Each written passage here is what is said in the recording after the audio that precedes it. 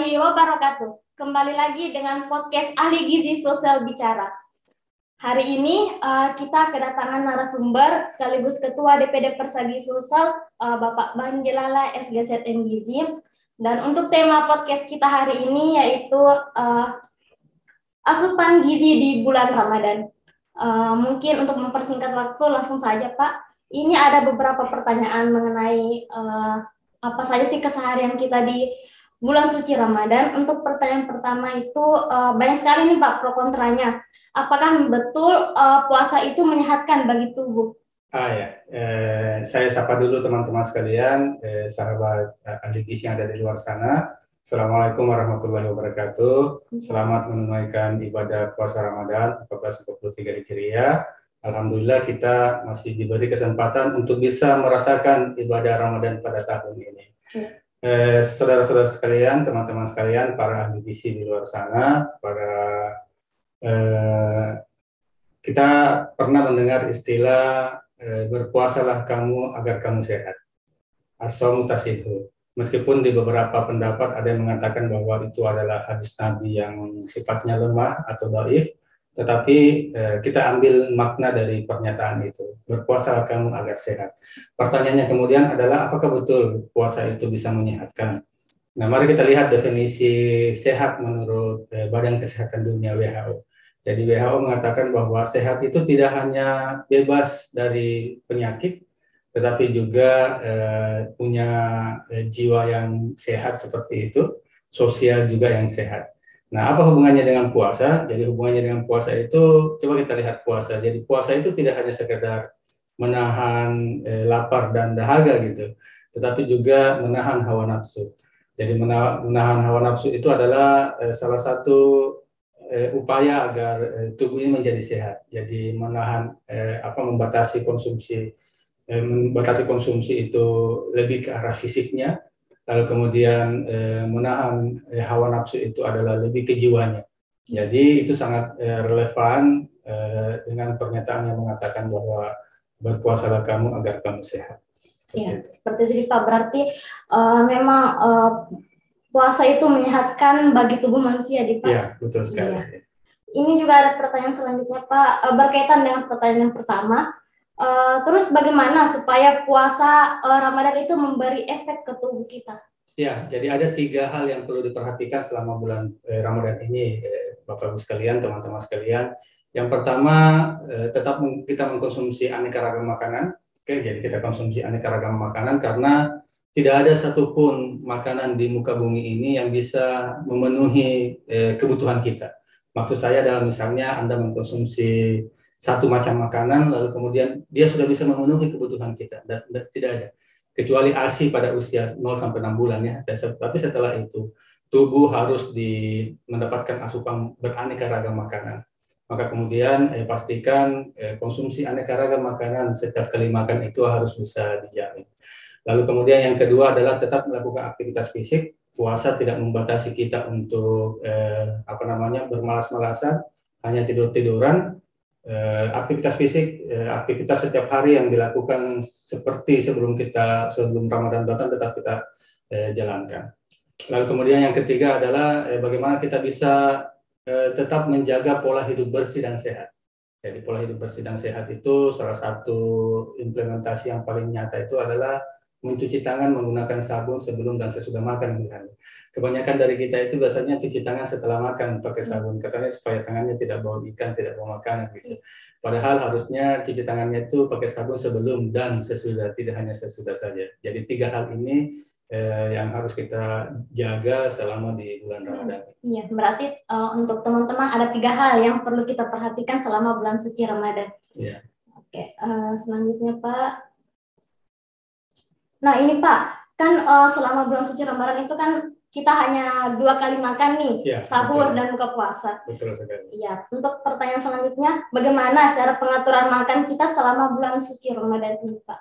Iya, jadi kalau kita lihat pasti akan ada proses adaptasi gitu ya, tubuh akan beradaptasi dengan situasi yang seperti bulan Ramadan ini.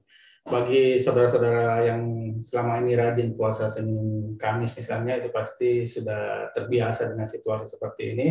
Tapi bagi saudara-saudara kita yang betul-betul di Ramadan ini baru mulai berpuasa itu akan mengalami adaptasi yang luar biasa. Ada pembagian makanan gitu ya, pembagian makanan dalam bulan Ramadan ini yang bergeser gitu kan ya, yang selama ini kita sarapan dan makan siang, lalu kemudian itu bergeser ke malam hari. Kalau misalnya kita hitung kebutuhan kita dalam sehari, maka makan apa namanya pemberian makanan itu dibagi menjadi 3 bagian. Jadi pada saat buka puasa itu paling tidak bisa memenuhi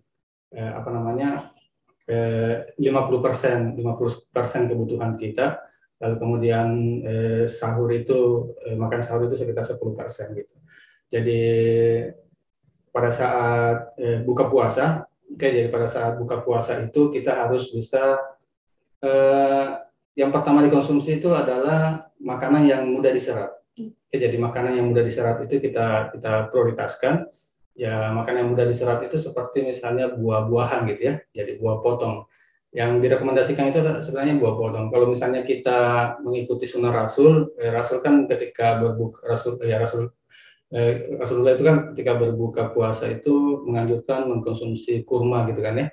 Ya, kenapa kurma? Karena kurma mengandung serat yang tinggi, lalu kemudian rasanya juga manis, sehingga begitu dikonsumsi oleh tubuh, glukosa atau fruktosa yang ada di dalam buah kurma itu bisa langsung digunakan oleh tubuh. Nah, ini kemudian banyak yang salah kaprah selama ini dengan mengatakan bahwa berbukalah dengan yang manis-manis. Iya, betul. Nah, yang perlu diperhatikan tidak semua yang manis kita bisa gunakan untuk berbuka puasa. Yang manis yang dimaksud di sini adalah manis dari buah. Jadi saya ulangi, manis dari buah, bukan manis dari gula murni seperti itu ya. Sehingga banyak orang yang membuat menu buka puasa itu dengan mencampur aneka macam manisan di dalamnya. Misalnya membuat jus buah, misalnya menambahkan susu kental manis lah, menambahkan sirup lah, menambahkan lagi gula cair dan seterusnya. Kemudian kandungan gulanya berlipat ganda. Padahal yang dianjurkan itu berbukalah dengan menggunakan yang manis dari buah-buahan seperti itu. Ya, cari buah seperti itu. Jadi kalau misalnya ada buah-buahan di sekitar kita, ada pepaya, misalnya ada semangka, buah potong itu sudah cukup untuk kita berbuka puasa. Jangan langsung begitu buka puasa itu langsung makan makanan berat seperti itu, langsung nasi, langsung gorengan, langsung sayur dan seterusnya gitu. Tapi dibukalah dengan makanan yang bisa langsung digunakan oleh tubuh untuk beraktivitas. Nah, kita orang Bugis Makassar itu kan ada banyak makanan tradisional ya, selama mungkin ketika bulan puasa itu lalu kemudian bermunculan gitu, misalnya ada barongko, ada palu butung, ada pisang hijau gitu misalnya. Boleh kita konsumsi sepanjang ya, tidak berlebihan gitu ya, misalnya 1 porsi saja palu butung dan pisang hijaunya. Tapi penggunaan pemanisnya yang perlu diperhatikan. Jadi kalau misalnya sudah menggunakan sirup, ya tidak usah lagi ditambahkan dengan pemanis yang lain, misalnya gula cair atau misalnya susu kental manis. Jadi pilih salah satunya seperti itu. Jadi itu pada saat buka puasa. Nah, nanti setelah batal puasanya dengan mengkonsumsi makanan yang tadi, lalu kemudian jangan lupa bahwa di periode buka puasa ini cairan harus dipenuhi. Maksudnya paling tidak kita mengkonsumsi 2-3 gelas air putih seperti itu, supaya tubuh mendapatkan cairan yang cukup untuk beraktivitas pada malam harinya.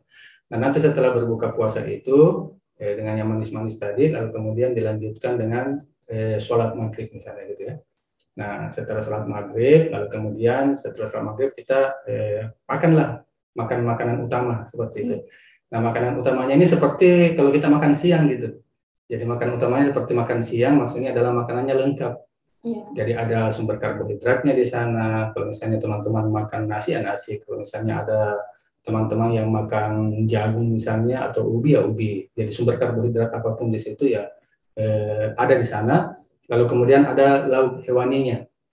Ya, ada lauk hewaninya itu hewaninya bisa ikan, bisa telur, bisa daging, terserah sesuai dengan makanan yang tersedia di rumah teman-teman sekalian.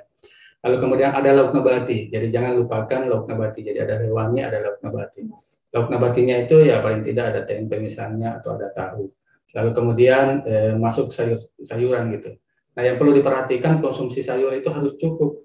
Nah, selama ini kan ada beberapa saudara-saudara kita itu kalau mengkonsumsi sayur itu ya paling tidak kalau misalnya tumis kangkung misalnya, ya paling tidak 2-3 lembar saja kangkungnya dia makan Iya, Pak. misalnya. Itu kan tidak cukup itu, Iya. karena prinsipnya kalau kita makan sayur itu adalah paling tidak 100 gram. 100 gram itu sama dengan 1 mangkok misalnya gitu. Jadi kalau misalnya Anda ambil piring misalnya, maka seperempat dari piring itu adalah sayur gitu.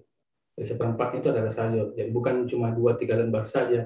Atau misalnya dia makan tumis kacang panjang misalnya, dia masak seperti itu hanya 3-4 potong misalnya, potong Satu kecil sendok nasi. atau 1 sendok nasi saja, itu tidak cukup untuk bisa memenuhi kebutuhan kita. Jadi harus 100 gram, harus cukup sesuai kebutuhannya gitu. Jadi prinsipnya pada saat makan setelah sholat maghrib itu harus sesuai dengan kebutuhan kita, persis sama dengan waktu kita makan siang seperti itu. Terus kalau ada pertanyaan misalnya apakah ada makanan khusus yang bagus dikonsumsi selama Ramadan? Jawabnya adalah tidak ada. Iya. Ya, tidak ada makanan khusus. Jadi makanan yang Bapak Ibu sekalian, teman-teman sekalian konsumsi sehari-hari itu saja gitu. Selama komposisinya lengkap gitu. Selama komposisinya lengkap. Terus setelah makan malam, habis sholat maghrib kan siap-siap nih, siap-siap sholat tarawih gitu kan ya. Iya. Nah, siap-siap tarawih. Nah, kemudian sholat tarawih ini adalah salah satu di samping memang adalah disunnahkan gitu ya, disunnahkan melakukan sholat tarawih. Tetapi sesungguhnya sholat tarawih itu adalah salah satu bagian dari exercise gitu. Bayangkan kalau misalnya kita sholat misalnya 11 rakaat gitu ya, dengan intensitas sedang, bukan sholat tarawih yang cepat gitu, ya dengan intensitas sedang gitu, itu berapa kalori yang bisa terbakar ketika itu. Ada beberapa publikasi yang mengatakan ketika orang melaksanakan sholat tarawih itu bisa membakar sekitar 100 sampai 120 kalori di tubuh kita. Apalagi kalau misalnya ke masjidnya jalan kaki gitu kan ya. Jadi ke masjidnya jalan kaki, jadi aktivitas adalah aktivitas ketika malam hari itu untuk bisa membakar kelebihan kalori gitu. Nah, nanti setelah pulang salat tarawih kan biasanya mungkin selesai jam setengah 9 lah, jam 9 gitu ya. Yang perlu diperhatikan itu jangan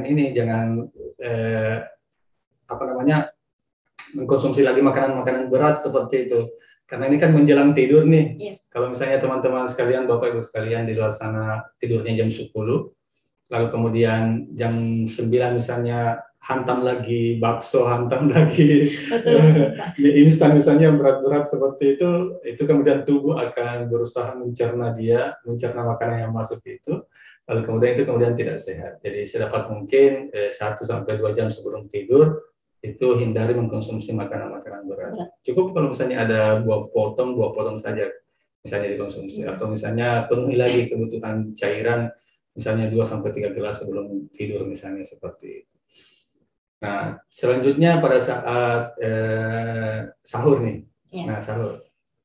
Biasa masalah di sahur itu kan kalau kita bangun itu malas tuh ya, nafsu makan turun, lalu kemudian perasaan badan tidak enak gitu ya. Nah, kenapa bisa demikian? Karena memang begitu terbangun dari tidur itu jangan langsung makan gitu. Makanya kemudian sedapat mungkin adalah interval jarak yang cukup lama. Begitu Anda bangun langsung makan gitu. Jangan begitu bangun langsung duduk di meja makan lalu kemudian makan. Tentu ada perasaan yang tidak nyaman ketika itu. Maka kemudian kasihlah jarak misalnya sekitar 30 menit setelah bangun lalu kemudian duduk di meja makan gitu.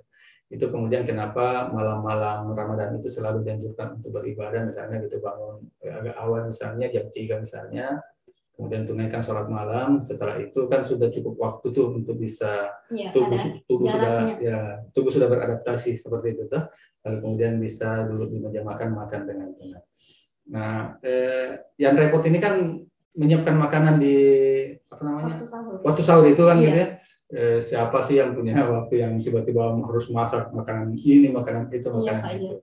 Nah, yang paling penting itu adalah menyiapkan makanan yang praktis yang diolah pada dini hari itu. Misalnya sop sayuran gitu ya. Sop sayuran kan ada wortelnya, ada buncisnya, ada berbagai macam sayuran di dalamnya gitu ya. Mungkin sebelum tidur sudah disiapkan memang nih bahan-bahannya gitu kan ya, dimasukkan ke dalam kulkas, yang punya kulkas misalnya, kalau misalnya di suhu ruang itu masih bisa tahan lah berapa jam gitu kan ya. dari jam 10 sampai jam 3 subuh kan masih lumayan lah gitu.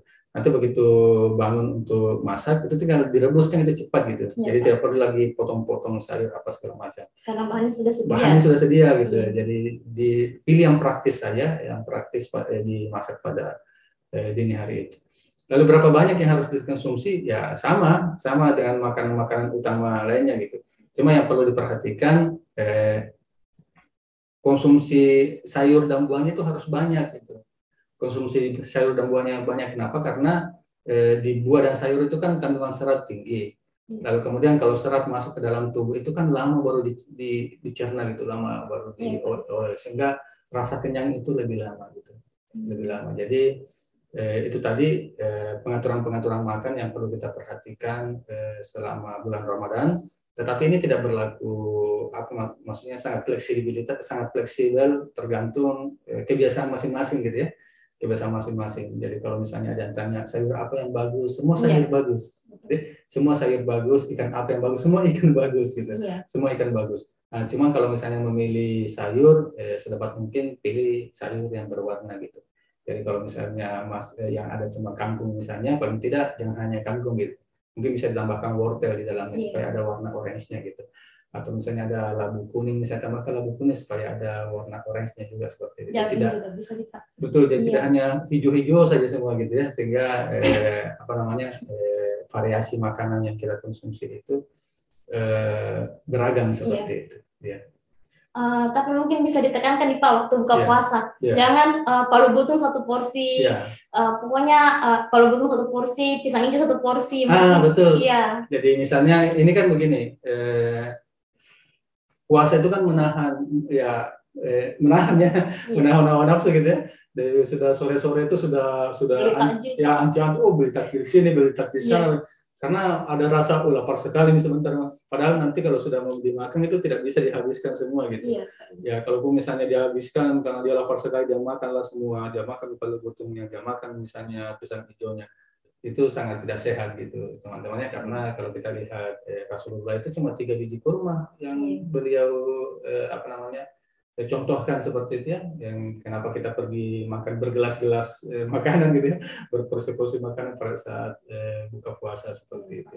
Jadi tetap jaga hawa nafsu, jaga nafsu makannya, jangan kalap begitu melihat makanan yang banyak seperti itu. Iya Pak, begitu nih Pak. Jadi kalau buka puasa itu cukup seperlunya saja untuk batalkan puasanya. Untuk batalkan puasa. Iya Pak. Kalau misalnya kan tidak semua saudara-saudara kita misalnya mampu beli buah gitu ya, tidak semua saudara-saudara kita misalnya mampu beli takjil yang mewah misalnya yang bagus lah seperti itu ya, misalnya kurma, misalnya palu butung dan seterusnya. Kalau misalnya ada saudara-saudara kita yang hanya kasihan bisa mengkonsumsi teh hangat pada saat buka puasa, cukup itu saja gitu. Ya jangan dipaksakan dengan kondisi ekonomi yang terbatas lalu kemudian memaksakan untuk membeli makanan yang di luar sana gitu ya.